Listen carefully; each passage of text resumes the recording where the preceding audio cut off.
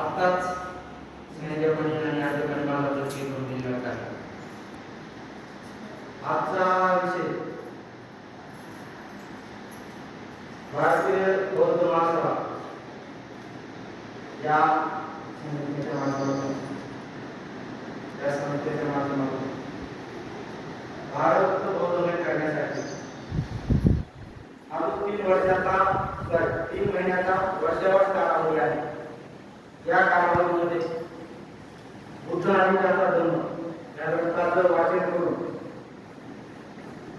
घराघरात बुद्ध पोहोचला पाहिजे आणि डॉक्टर बाबासाहेब आंबेडकरांच्या स्वप्नातील भारत बौद्धमय झाला पाहिजे हा विषय घेऊन आपण निघालेलो आहोत.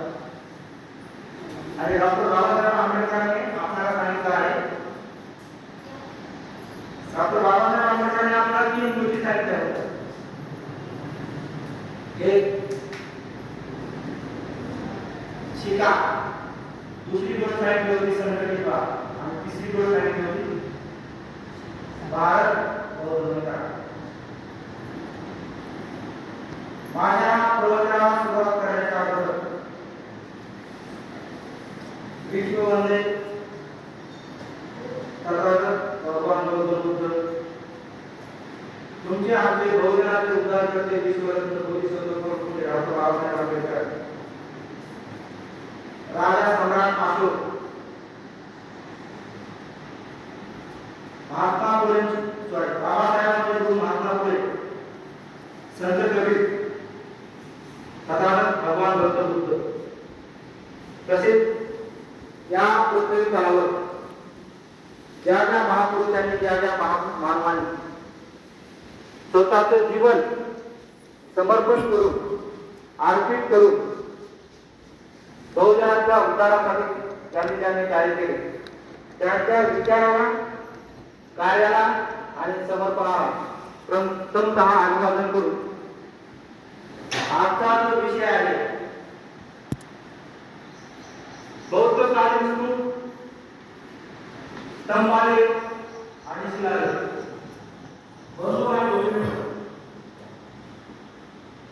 आजचा विषय खूप क्लिष्ट आहे आणि खूप आवड आहे. फक्त आपण आज स्तूप काय आहे, शिलालेख काय आहे आणि स्तंभलेख काय आहे याचा विचार केला. दुसऱ्या कुठल्याही विषयावर आपल्याला न बघता 1-2 पुस्तकं वाचली तर त्या विषयाची माहिती आपल्याला मिळू शकते. गाड्यावर सणासणारा पुन्हा गुन्ह्यावर सणासणारा पुन्हा परवा पुन्हा सरांनी मात्र गोष्ट घेता माहीत नाही मला पुन्हा असं म्हणजे सरांना तुम्ही बुद्ध कारण सरांचं मला तुम्ही सगळे जण नाही आम्ही पण तुम्हाला नवीन आहे सरांचा पुन्हा शिकायचं प्रयत्न करतो. 2 दिवस मी याच्यावर अभ्यास करायला माहिती होती. बौद्ध ज्ञान